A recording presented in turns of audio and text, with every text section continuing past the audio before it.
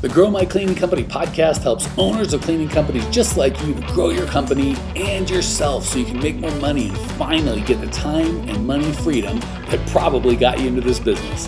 Discover how to automate and create systems that allow you to grow like crazy without losing control. If you dig the show and want to show some love, subscribe, rate, and review on iTunes. It really helps. Enjoy the show. Hey, Cleaning Nation, welcome. Really been enjoying these kind of live deals with Lindsay. If you are not live and you'd like to be, just join our Facebook group. Lindsay will put the link there and you'll get invited to the live stream. You can either ask a question live or you can email support@growmycleaningcompany.com with your question and we'll answer it live for you. So let's jump in. Who do we got? What do they want to know, sister? All right, let's roll. So the first question, I'm going to paraphrase this one. It's a long question. It's from Estella. And she basically is telling us that she grew up with the work ethic a lot of people have, where she thinks as a business owner, you have to work hard to be successful and always work in the business. So she's kind of afraid of what her employees are going to think of her as not doing enough work, not justifying it, not doing certain tasks, not overseeing cleaning, blah, blah, blah. So she wants to know, Mike, did you ever feel this way? And how can we reframe this thinking when it comes up? First of all, Stella, that is such a good question. I was complaining a couple of weeks ago, like the value of the coaching I can give is so dependent on the quality of the question. That is such a well thought out and well articulated question. So the short answer is yes, I felt that way for years. And it was not to my benefit, it wasn't to my company's benefit. So I'm going to parse a couple things out because there's a little bit of nuance in this one. What Lindsay said at the beginning, or how she phrased the question to start was, I grew up believing you have to work hard to be successful as a business owner. I've 100% found that to be the case. That said, she also said, I feel like I have to work in the business, work hard physically with my back, with my hands. I have not found that to be the case. I found that to be the opposite of the case. So that is 100. And I think we get it in our minds. It's just our hearts and our beliefs don't serve us. So we've got that visceral, if I can see the money, it's important. Like I know if I clean this toilet for 3 hours, it'll save me $60 or whatever the case is. And then actually wouldn't even think of it like that. We're like, I billed $100 for this cleaning. Therefore I made $100 when I cleaned it. But the reality is the company made $100. You know, you're not going to get that out. You've saved whatever you would have paid in payroll, but that's really the only thing you've made. But if you're paying $15 or $20 an hour, you've only made $15 or $20 an hour if you were going to sit at home doing nothing. If you were going to work on your business, selling or making systems or doing something, you really lost hundreds or thousands of dollars of hours because you weren't doing the creative work. So yes, growing a business takes quite a bit of work. No, it should not be with your hands because that's called self-employed, right? If I'm physically cleaning pools, I don't have a pool cleaning business. I have a pool cleaning job, or I'm self-employed.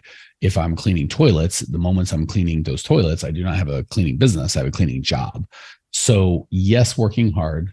No, not with your hands or your back, comma, you don't have to work hard forever. So I found when I'm starting a business or launching a business, a lot of work and a lot of crazy stuff. Once it's up and successful, I find it vibes with seasons. There's seasons of growth, and that can take a little more. And there's seasons where I don't have to do much, but I have a lot more control. So it shouldn't be a deal where 2, 3, 5, 6 years in, you're constantly working 50, 60, 70 hour weeks. You can if that's something you love, but if you get into business to have more time with your family, you got to make sure you're hitting your goals. And last thing I'll say on that, and then we can move on unless I've missed something, is people talk about work-life balance. I've not found that really to work well for entrepreneurs. What I found works well for an entrepreneur is to be unbalanced both ways. So if it's been 5 years and I haven't had a vacation and my wife is sick of hearing that I'm going to be home and I'm going to be with the kids, my kids don't believe me anymore, that's not okay. Or I shouldn't say that's not okay. That's not something I would recommend, right? And that's not what I'm talking about. I'm talking about going to my wife and kids if they're old enough and going, hey, I'm going to start a business for the next year, ideally 6 months, maybe a year, 18 months at the most. I'm going to be unbalanced. I'm going to work way too hard. It's not something I would do forever. But if I do that, I can build something that will make me money for the rest of our lives, right? And I would only do it with a So I'm going to be unbalanced there. And then there's time in my business where I'm wildly unbalanced, and I'll take 6 months where I'm really doing very little, or weeks or months where I'm doing very little. So I wouldn't try and go balanced. I try to be unbalanced in a planned way that you're okay with. Only time it doesn't work is if you're never working. It's tough. You have to be a lot smarter than me to make a lot of money. And if you're always working, you're not going to have a life. So 40 hours a week is not my version of balance. 80 hours a week on 80-hour weeks, no hour weeks or 10-hour weeks tend to be a lot better. You just want to make sure that you are holding standards. So if you're going to put 18 months into being wildly unbalanced, you want to make sure at the end of that, you've got a business that is profitable and you can go back to 20, 30 hours a week or whatever the case may be. All right. Really long answer for not that long of a question. Did I hit everything, Lindsay, or did I miss anything she was asking? No, I think you hit it right on the head there. I think that was great.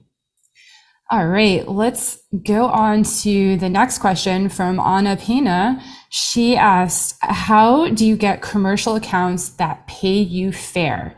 We can't compete with companies charging dimes for jobs. Any hidden strategies?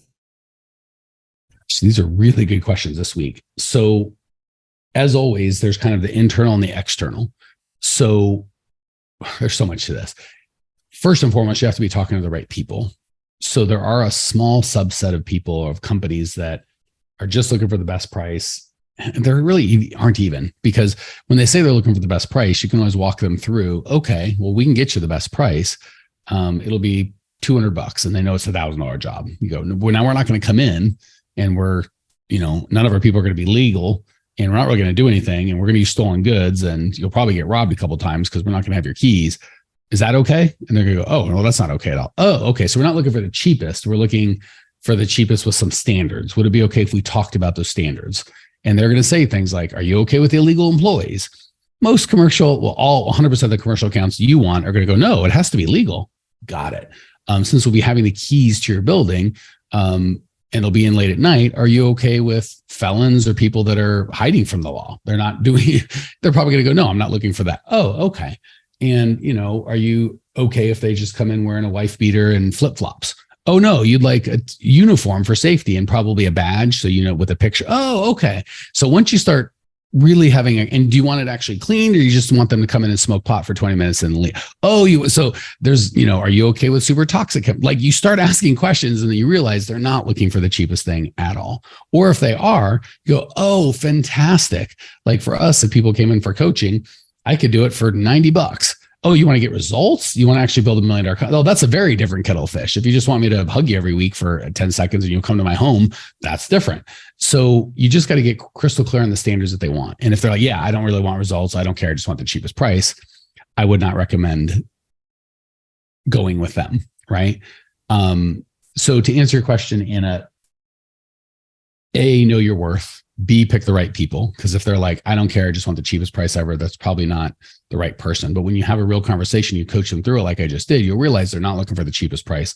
They really are afraid that you're going to screw them and they're looking for a fair price. And they're really, more than anything, looking for someone that actually understands their problem and knows how to solve it effectively and will do it for a fair price. That's 80, 90% of the customers. So really the question isn't how do I compete with cheapos? The question is, how do I communicate to them effectively so we both understand the problem and I solve it for a price that's wildly fair, not the cheapest on the market, but not getting taken advantage of. And the cool thing is they're really not looking for the cheapest price. They're just looking for something they can justify to themselves, to their boss. And when you walk them through, oh, you want things like workers' compensation insurance, legal employees, people that have uniforms, supplies that aren't stolen or deadly, liability insurance in case something goes wrong, a training program, systems, processes, backup people, floaters, all the crap that you guys do. They're like, yes, I need that. Oh, okay. And just by the virtue of you walking them through that, they're going to trust you and know that you're not trying to screw them. And as long as you give them a reasonable price, they'll probably do it. So instead of kind of try to hide the price, I'm just going to go right at it. So Lindsay, yes, we are $1,800 a month to do this. And I'm sure there is a husband and wife team with no insurance and janky old equipment that as long as they don't get sick or go on vacation or lose interest or get pregnant or move or whatever, we'll do it for $800 a month. And if that's what you want, you should do that. But that's not what we offer. What we offer is insurance and lots of people and training and background. And you're going to have, no matter what happens, whether I'm on vacation or not, you've got a real company that's going to make sure it happens. The keys are taken care of. We're not going to have our kids in here cleaning because we're sick or something like that. we're a real cleaning company. And if like, no, we just want mom and pop for $900 a month, then we don't compete with them. Like, God bless you, go do that. Most of the good clients are going to overwhelmingly want a real deal. They just didn't understand the difference. So hopefully that explains, Anna. And at the end of the day, you've got to believe that you're worth it. And if I go into a Mercedes dealership and I say, I want that brand new S-Class for $32,000, they don't start getting up in their head like, oh my God, we're charging too much. I'm so sorry. I feel so stupid. What am I doing? They get uppity. Oh, sir, I think you're looking for the Kia dealership or maybe a motorcycle. If you could just exit the showroom with your riffraff and we'll just, you see what I'm saying? So you don't have to get shitty with your people or crappy with them, but you certainly don't have to start questioning your own value. Okay. There you go. Sermon / rant / being on my soapbox over. Lindsay, any questions or clarifying on that, or are we ready to move on? No, I'm good as long as you're not ripping on Mini Coopers in your comparison. So I would never rip on the fine people at Cooper of a Mini version. Hey, new friend, love that you were here. If you want more Cleaning Nation, more us, you can check us out on YouTube. Similar content, you just get to see each other. It's totally free. Or if you want to say, hey, hit us up on Instagram, Twitter, join our free Facebook group. We love hearing from you, Cleaning Nation. That's what makes it magic. Jump on, we'll see you there. All right, our next question comes from Jessica Spitzer. We'll give it a shot. She's asked, how do you handle a conflict between two employees? And then her follow-up kind of was, what are your major core values? So almost like two questions there, but if you want to take the second one first, because that's easy. Our core values at Grow One Cleaning Company: have fun, make money, be real, and help out. So that's easy. And yeah, I think there's a connection here that we're not getting, because though they are connected, but I don't see how. So you kind of you started to answer the first question with your second question. When I've got a conflict between two employees, I'm going to go right back to the core values. So almost always, if there's a conflict between the two employees, one of them's on a core values match. Not always, but sometimes. So for us, our core values are have fun, make money, be real, and help out. So let's say Lindsay comes to me. I'm going to pick on Suzanne because nobody has a problem with Suzanne. Like, it would be, she's so sweet. It was just such a fantastical story. Let's at least have fun with it. So Lindsay comes to me and says, you know what? At the events, I have to see Suzanne in person. And we're supposed to go out to dinner. And I would rather get kicked in the teeth than go out to dinner with Suzanne. She's just terrible. I'm going to go, well, let's talk about that. First of all, always, this is probably going to solve the problem right off the bat, actually. What was the lady's name who asked the question? No big deal. Jessica. Jessica. This will probably solve so let me give you the bigger answer second, but I'll give you the easier one that'll probably solve 90% of this first. Almost always, almost incontrovertibly, when there's a conflict between employees, it's a gossip problem. So the first thing as I was going through this fake problem with Lindsay that would never happen. If Lindsay came to me and said that, I'd be like, whoa. I love Suzanne. Suzanne is a friend of mine. I'll be danged if I'm going to stand here and let you talk anything negative about Suzanne. Let's grab her in the room, and then you can talk all this terrible stuff about why she's horrible and you can't have to get it. I'm sure it's all very valid. I'm not going to stand and listen to it without Suzanne. Let's grab Suzanne. One of two things is going to happen. One, Lizzie's going to go, yeah, we probably should. That means there really probably is a problem with Suzanne, right? Like, there's something going on because Lindsay doesn't want to do that. That's now went from just gossiping, which is easy, to, there's a cost. Like, I've got to actually face this human being. 90% of the time, Lindsay goes, oh, it's no big deal. I'm out. I don't want to do it anymore. And now I know where the problem is. It's with my friend Lindsay. Like, she just kind of raised her hand going, I was a problem from the beginning, right? So Jessica, that will probably solve your problem, but let's assume it doesn't. I'm just going to go with the core values with both of them in the room. And, hey, Lindsay, one of our core values, have fun. So two things are at play. We want you to be a fun person to be around. And, it sounds like you're a little crotchety towards Suzanne. So that may not be very fun, but maybe she's not being fun either. What's going on there? And then be real. I appreciate you saying it. And I appreciate you doing it here in front of Suzanne. By the way, if Lindsay goes, oh, I don't want to do it in front of Suzanne, I'm like, okay, so we're not being real. We're just gossiping, which is also not fun. So just coming to me and wanting to have that conversation without the other person in play violates the have fun, definitely violates the be real, definitely violates our make money, and it definitely violates our help out. So it violated all four. But if I had them together and there was a real issue, we're just going to walk through those piece by piece, each core value, and have kind of each of them talk about it. And they should probably resolve it on their own, or you'll see very clearly who the person, there's one person that's just trying to work with the core values and trying to sort it out, and the other one just wants to complain. So good news is 90+% of these would be solved just by saying, let's get the other person in the room. So that's the easy answer. I kind of got on the core values kick because that's so important, and she'd mentioned them. All right. That was kind of a circuitous answer, but hopefully we got you where we want. We probably got time for one more, if there's one more. Yeah, sure thing. Okay. And I just wanted to add real quick, if I may, from an employee standpoint. You're right here. Add it, girl. Let's go. It'd be so funny if you're like, I just want to add really quick from an employee standpoint. I really do have a problem with Suzanne, and I'm saying it out loud in front of everybody. Suzanne, come for me. That would be awesome. I hope she listens to this podcast. Yes, Suzanne, if you're listening, we love you, girl. Go ahead.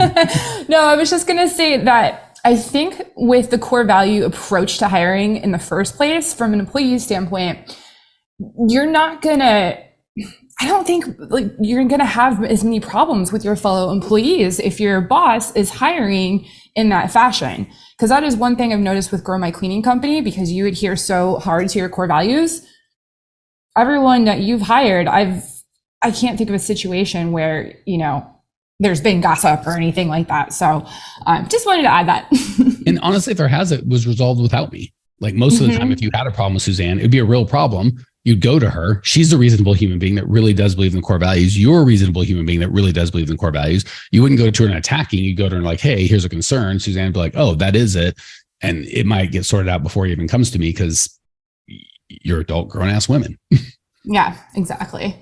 All right. Well, I'm going to get off my soapbox, and we're going to. Oh, it's so much better. I like Lindsay's soapbox. We need to do like once maybe we pick a question a week where we just call it Lindsay's soapbox, and I just be like, yeah, go girl. Yeah. You just rant for however long you want.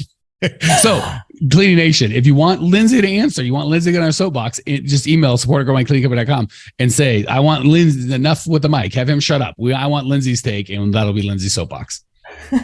All right. This next question I could go on a soapbox about, but I'm going to put it to you, Mike. Melissa Sharp wants how about to this? know, If I get it wrong, then you can yell at me. Okay.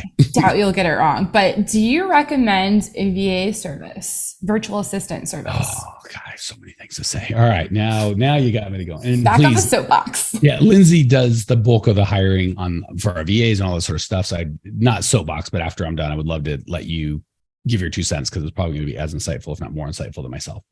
So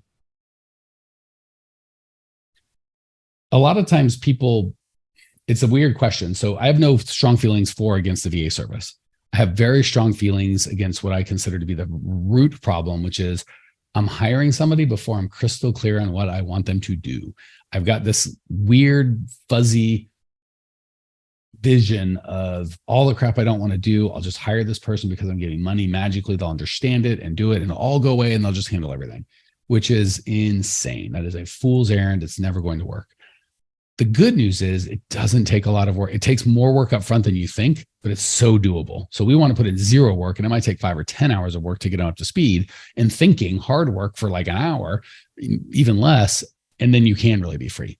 So I'm against hiring, quote unquote, a VA service, several VAs.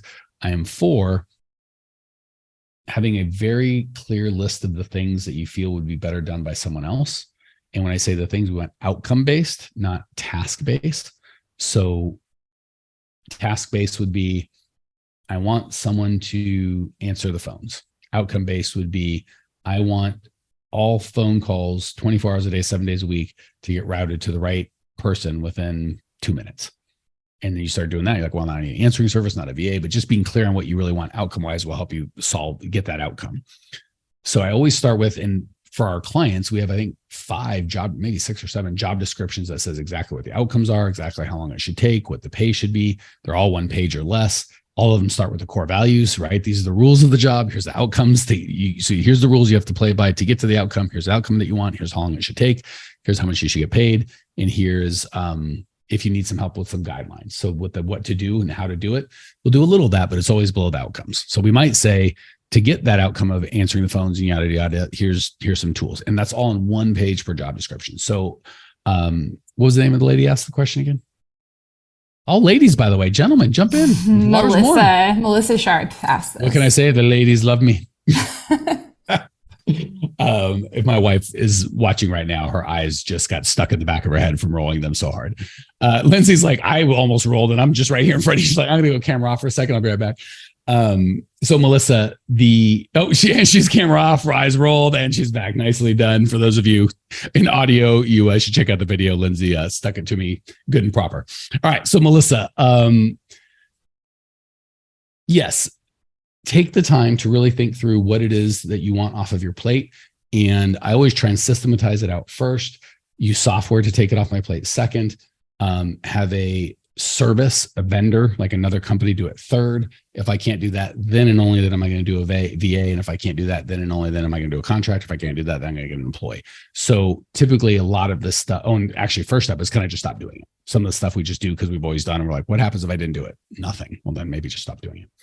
All right. So all that to say, in the very narrow circumstance of I've got a clear picture of what I want this person to do. And it's not disparate skill sets, right? Like I want them to be an accountant and a salesperson and answer the phones and do a little cleaning. Like one human is, there's 5 people. Those are all different things that they're not going to be in one human typically. So have accountant do accounting work, social media people do social media stuff, phone answers do phone answers, cleaners do cleaner stuff, customer service reps do customer service reps. Don't try and I'll just get one VA to do all of it. Just get 2 or 3 VAs that you only pay 2 or 3 or 5 hours a week, but they're all good at that one thing.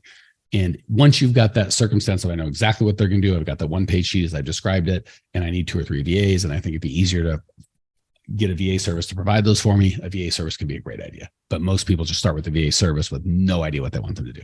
Did they answer? And Lindsay, you do more of this work day to day than I do. Add anything you feel needs adding. Yeah, I could go on a soapbox for like an hour straight about this, but the only thing I'll say is whatever way you go to choose a virtual assistant, just make sure that you have the option to test them out first, whatever it is. Once you know exactly what you want, make sure there's a test drive, if you will. I'll leave it at that. The best way to find out if a person's good at a job is to have them do that job. So, and don't be cheap, pay them. So whatever and this is VA or otherwise, pay them for a week, an hour, a day, whatever a reasonable test frame is to do the job. And that is the best way to be incontrovertibly, they're going to do a great job or not. All right. Before we call it, any shout outs we need to do to anyone on live, or what do you want to do? Chat is quiet today. So come on, people, join us live. What's going on? Every Wednesday at 2 p.m. Pacific, we're here. If you ask a question live, I'll send it straight to Mike. So come on and join us. Beautiful. Well, the ship has sailed this week. If the chat's been quiet, to heck with y'all, chat. Come back next week. We'll be live. Again, if you want, how do I get on live? Just join our Facebook group. Lindsay will put the deal in, and then I think it's Wednesday at 2:00 Pacific, but you still got to be in the Facebook group. No charge. Just be in. Don't even have to pay. That's how you do it. All right, Clean Nation. Great to see you. Try this again next week. See ya. Well, here we are, the end of the podcast, and you made it. Great job. I've got a little bonus for you for sticking through with me. But like I mentioned before, if you got value out of this podcast and you want to show a little love, subscribe, rate, and review on iTunes, Spotify, wherever the heck you're listening to this thing. Share it with a friend. Share the love. And as a special thank you for those of you that stuck with me to the end, how about I give you my personal phone number so we can text? It's a great way for me to get to know you, your business, your goals personally. So shoot me a text now, 602-932-6431, 602-932-6431. I am the only one who responds to these texts, and I will personally respond to everyone I possibly can as long as this number is manned. Don't know how long we're going to keep this at the end of the podcast, so grab it now, 602-932-6431. Give me a text, say hey, can't wait to meet you.